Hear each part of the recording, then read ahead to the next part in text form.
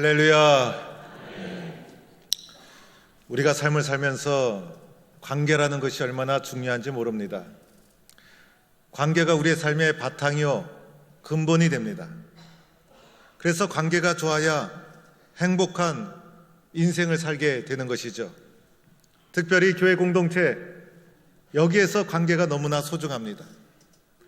우리가 교회 나오는 이유 중에 중요한 것이 예수 그리스도 때문에 나오지만은, 그러나 또 한 가지 이유를 들자면, 이 교회 안에는 나와 함께 기뻐하고 나와 함께 눈물을 흘리고 그리고 나와 함께 해줄 수 있는 소중한 사람과 관계되어 있기 때문에 우리가 이 교회를 나오고 있다는 것입니다.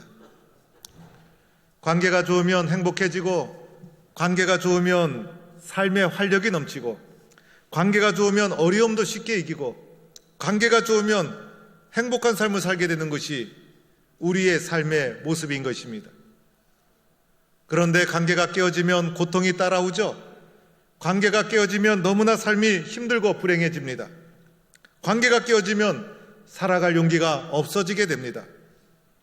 따라서 우리의 삶에서 중요한 것은 어떻게 하면 좋은 관계를 가지고 좋은 사람들과 행복하게 인생을 살아갈 것인가, 이 관계가 삶에 너무나도 소중한 요소가 되고 있다는 것입니다.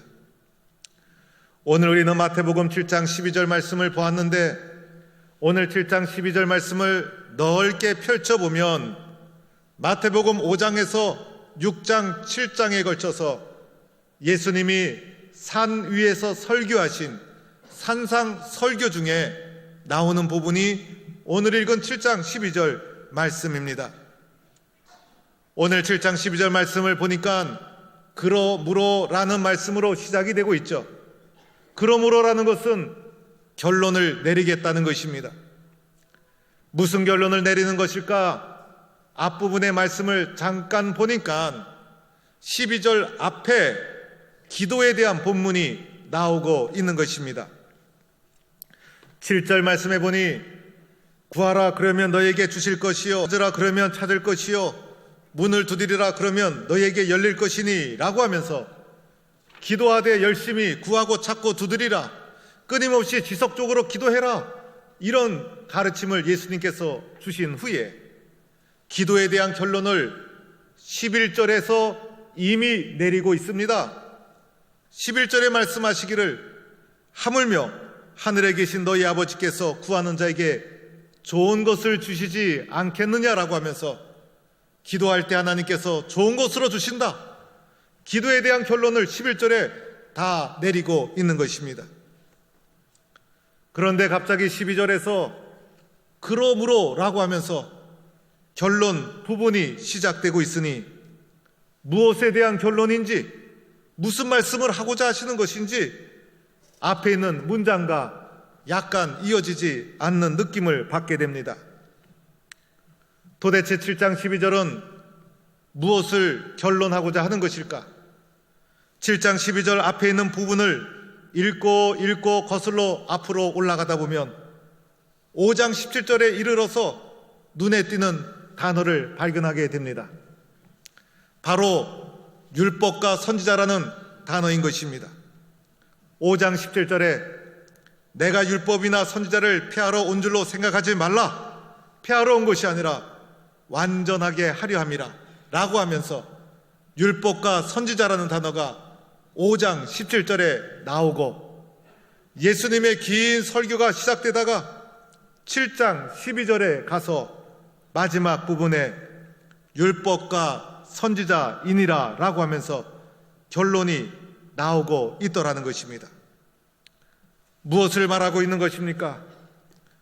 오늘 7장 12절 말씀은 5장 17절부터 시작된 예수님의 많은 말씀을 최종적으로 결론 내리고 있는, 우리가 생각하는 것보다 비중이 큰 말씀이라는 것입니다.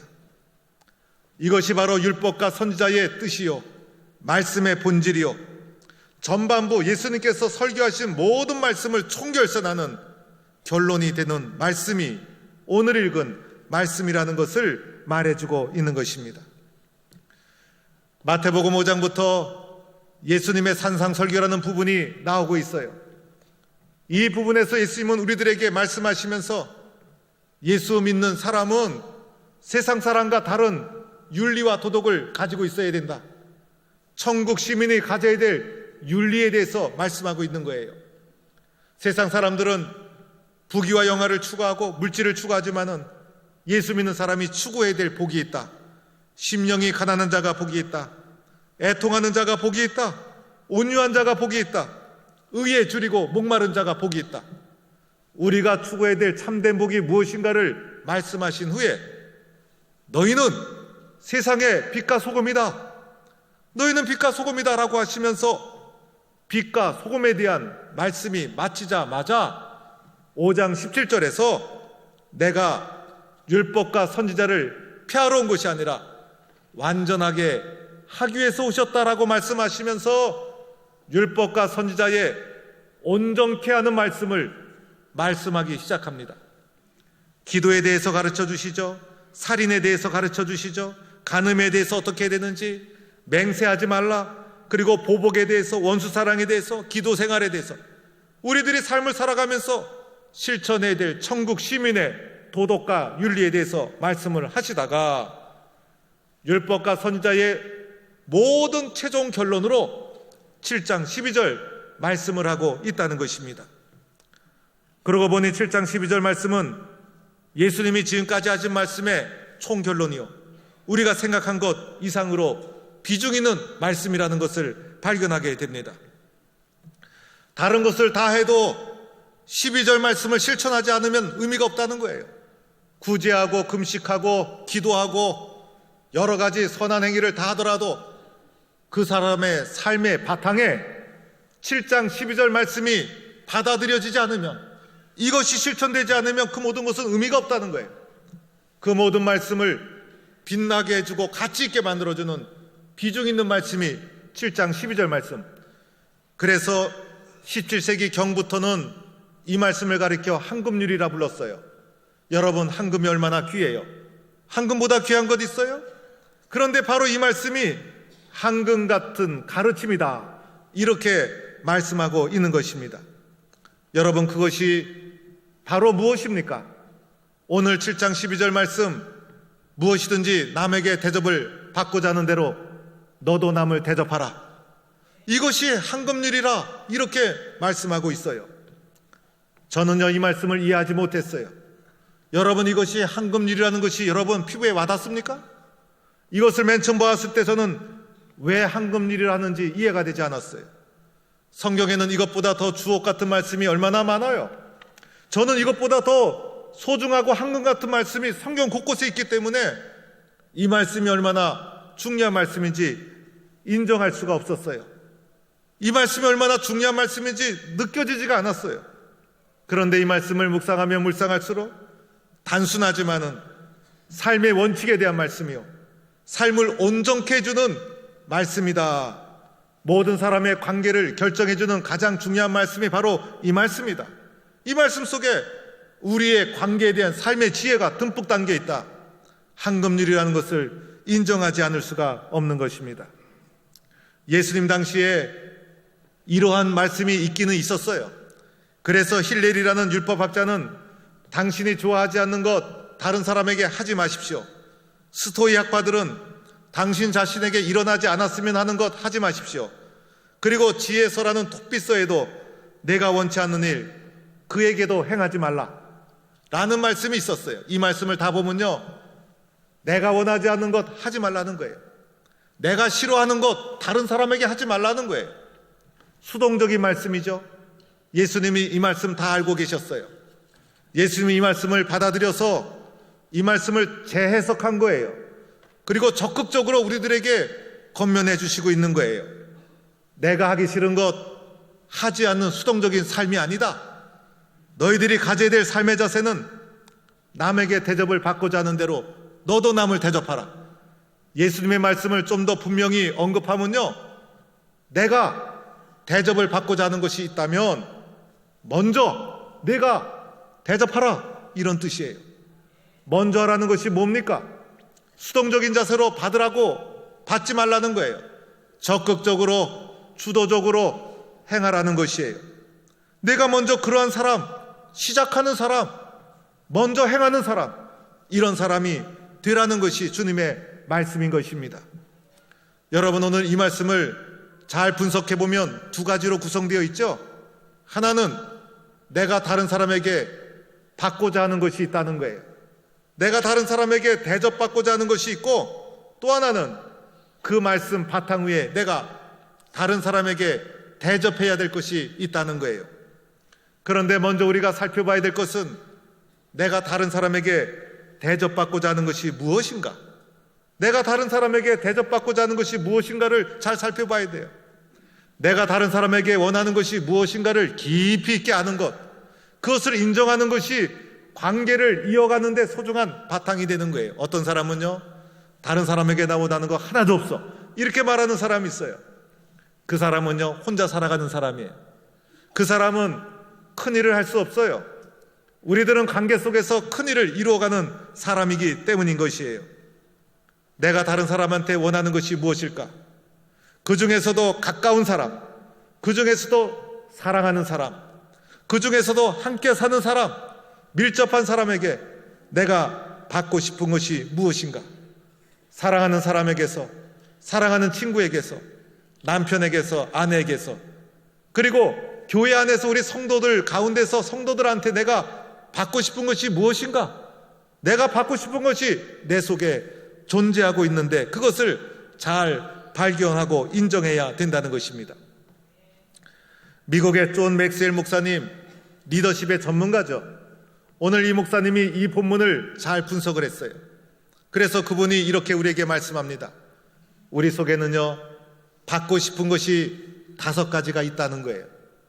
우리 속에는 받고 싶은 것이 5가지가 있는데 이 5가지는 모든 사람이 다 좋아하는 것이라는 거예요. 이 5가지를 싫어하는 사람은 아무도 없다는 거예요. 이 5가지를 모든 사람이 받고 싶어 한다는 거예요. 첫 번째로는요, 나는 다른 사람이 나를 격려해 주기를 원한다는 것이에요. 격려를 싫어할 사람이 있어요? 다른 사람이 격려하면 얼마나 기분이 좋아요. 나와 좋은 관계를 맺고 있는 가까운 사람이 나를 격려해 준다면 내 마음이 어떨까? 나를 헛되는 사람, 나를 비판하는 사람이 나를 비판할 때 내 마음이 어떨까? 비판하고 헛되는 사람과 가까이 지낼 사람 아무도 없어요. 그러나 격려하는 사람을 만난다면, 격려하는 사람을 본다면 그 사람과 가까이 하고 싶죠? 그 사람이 내 삶에 얼마나 큰 용기와 에너지를 줍니까? 너는 잘할 수 있어. 고맙습니다. 감사합니다. 너의 용기가 대단해. 어떻게 너는 그렇게 잘하니? 라고 하면서 격려해 준다면 그 격려가 내 인생에 얼마나 큰 힘이 될까? 두 번째로 내가 받고 싶은 것이 있어요. 그것은 다른 사람이 나를 인정해 주기를 원한다는 거예요.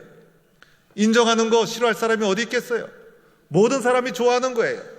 인정 욕구, 모든 사람 본능적인 마음인 것이죠. 우리는 인정에 인색하죠. 잘 인정하지 않아요. 나를 먼저 인정해 주기를 원하죠. 그런데 나를 인정해 주기를 원하는 그 깊은 마음이 우리 속에 있다는 거예요. 다른 사람이 나를 먼저 인정한다면 얼마나 기분이 좋을까? 여러분이 인정받는 사람이라면 여러분의 마음이 어떻겠어요? 가까운 사람이 너는 너무 잘해. 너는 어쩌면 그렇게 믿음 생활을 잘하니? 너는 어쩜 그렇게 뭐든지 생각이 반듯하니? 라고 하면서 나의 실력, 나의 성품, 나의 신앙을 인정해 준다면 그 인정의 말 한마디가 나를 얼마나 행복하게 만들어 줄까? 세 번째로 내가 다른 사람에게 받고 싶은 것이 있죠? 용서라는 것이에요. 다른 사람이 나를 용서해 주기를 원해요. 우리가 다른 사람과의 관계가 발전하지 않는 것, 용서가 이루어지지 않았기 때문에, 그래서 완전한 용서를 모든 사람은 소망하고 있다는 것이에요. 해밍웨이가 쓴 소설에 이런 얘기가 나와요. 스페인의 어떤 아버지가 아들하고 갈등 관계에 놓여서 아들이 가출하고 말았어요. 아버지가 아들을 야단도 치고 때리기도 하고 그랬겠죠. 아들이 견디다 못해 가출하고 말았어요. 가출하고 나니 아버지가 집 나간 아들을 찾아 헤맵니다. 아들아 어디 있는가? 라고 하면서 아들을 찾아 헤매다가 찾다 찾지를 못해서 그 다음날 스페인 마드리드 그 신문에 크게 광고를 냈다는 거예요. 사랑하는 파코에게 내일 정오에 마드리드 신문사 정문 앞에서 만나자. 나는 너를 사랑한다. 모든 것을 용서하마. 라는 문구를 넣어서 광고를 냈다는 거예요. 그 다음날 신문사 정문 앞에요, 자그마치 800명의 파코가 모여들었대요. 사람들이 용서를 받고 싶어 한다는 거예요. 용서받아야 될 사람이 세상에 많이 있다는 거예요. 수없는 사람이 용서를 기다리고 있다는 거예요. 우리가 그와 같은 사람이라는 것이에요. 때로는 실수해도 괜찮아. 때로는 잘못해도 용서할게. 사랑해. 용서가 우리에게 주어진다면 내가 얼마나 새롭게 일어날 수 있을까? 얼마나 힘이 나고 용기가 날까? 모든 사람이 듣고 싶어한 것, 용서라는 것이에요. 네 번째 받고 싶은 것이 있어요. 네 번째는 내 말을 귀 기울여 주는 거예요. 경청하는 것. 여러분, 이것이 얼마나 소중합니까? 사람들은요, 말을 듣지 않죠. 특별히 나이가 들어갈수록 잘 안 들어요. 그리고 지위가 올라갈수록 잘 안 듣죠. 그리고 듣는 인내심에 우리는 너무나 약해요. 그런데 들어주는 거예요. 경청하는 거예요. 관심을 가지는 거예요. 그러면 얼마나 힘과 용기가 날까? 내 생각이 너무 좋구나. 네가 그런 생각을 가지고 있었구나. 내 말을 경청해 준다면 내 인생이 얼마나 큰 힘이 될까? 다섯 번째로 우리가 요구하는 것이 있다는 거예요. 다른 사람이 나를 이해해 주기를 원하고 있다는 거예요. 오해받았을 때 얼마나 힘들어요.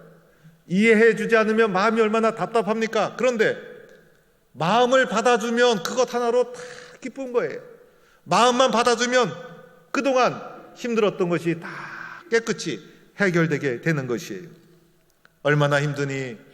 내가 네 마음 안다. 아프지? 수고했어. 너 억울했겠다. 눈물 나왔겠다. 마음을 받아주면 내 마음이 어떨까? 얼마나 큰 힘이 될까? 관계 속에서 내가 다른 사람에게 원하고 있는 것이 무엇일까? 격려해 주는 것, 인정해 주는 것, 용서해 주는 것, 경청해 주는 것, 이해해 주는 것. 나에게 이런 사람이 있었으면 좋겠다. 이런 사람이 내 옆에 있었으면 내가 얼마나 힘이 날고 기쁨이 넘치게 될까? 이것을 싫어할 사람 아무도 없다는 거예요. 그런데 오늘 성경 말씀 우리에게 소중한 말씀 해주시죠? 무엇을 우리에게 가르쳐 줍니까? 무엇이든지 남에게 대접을 받고자 하는 대로 어떻게 말씀하고 있습니까? 내가 먼저 남을 대접하라는 것입니다. 내가 받고 싶어하는 이것 다른 사람에게 먼저 하라는 거예요. 내가 받기를 원하지 말고 먼저 인정하고, 먼저 격려하고, 먼저 경청하고, 먼저 이해하고 용서하는 것, 이것이 모든 인간관계를 결정하는 황금률이 되고 있다는 것입니다. 우리는 이것을 배우지 못했어요. 우리는 이렇게 배우지 못했어요. 그래서 세상에서 가장 중요한 것은 나다. 그래서 내가 잘 돼야 된다. 그래서 다른 사람이 잘 되는 것을 보지 못하고 이기적인 욕심, 내 주장, 내 이익, 내 것만을 챙기는 이기적인 삶을 살아왔어요. 그러다 보니 관계가 깨어지고 관계 속에 불신의 벽이 높아지고 서로가 믿지 못하게 됩니다. 그러다 보니 하나님이 우리에게 주신 많은 능력이 있음에도 불구하고 열매를 맺지 못했던 것입니다. 나라는 것, 중요한 것 맞아요. 그러나 나 혼자 할 수 있는 것 가장 적은 것이에요. 우리가 함께 한다면, 관계 속에서 아름다운 공동체를 이룬다면 우리는 우리가 생각한 것보다 더 행복하고 더 풍성하고 아름답게 열매 맺는 삶을 살게 될 줄로 믿습니다.